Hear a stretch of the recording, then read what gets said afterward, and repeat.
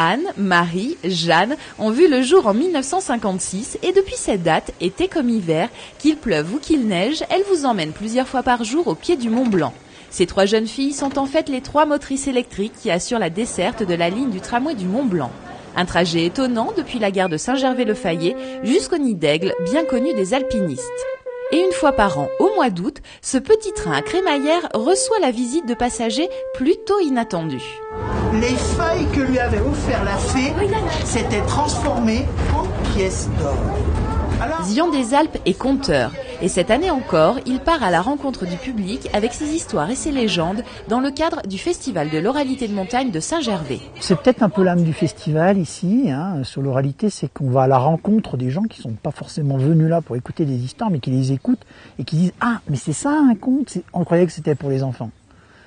Déjà, c'est découverte. Et puis après, c'est vrai que le fait de monter dans le train, il y a ce moment magique où on quitte le village de Saint-Gervais, où on traverse la forêt, et d'un seul coup, on arrive sur un paysage qui est complètement magnifique, les montagnes qui sont là toutes proches, et on est à la frontière du monde des hommes, tout simplement. Transmettre une histoire, accompagner les vacanciers au son du cor des Alpes, Zion et ses compères profitent de ce lieu unique pour faire rêver les visiteurs et les transporter dans un monde féerique.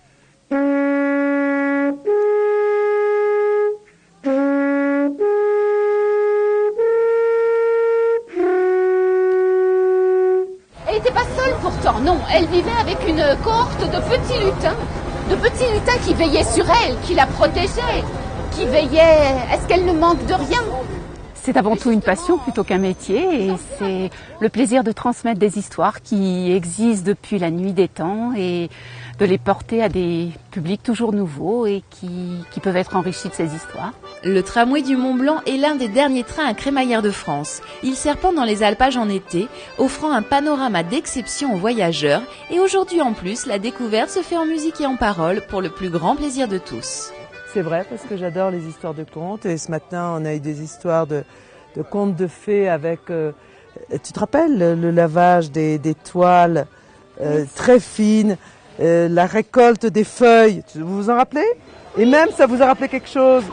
Voilà, donc d'une histoire ça nous a projeté sur une autre. Moi j'ai bien aimé, puisque je trouve ça bien de raconter des histoires. Surtout que ça amuse les grands et les petits, et puis voilà.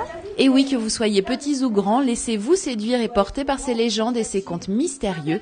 L'occasion de découvrir la montagne dans une version poétique et atemporelle.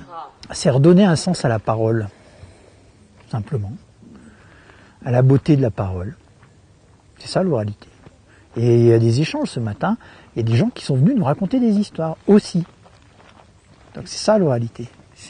C'est le sens de la parole, c'est la transmission par la parole.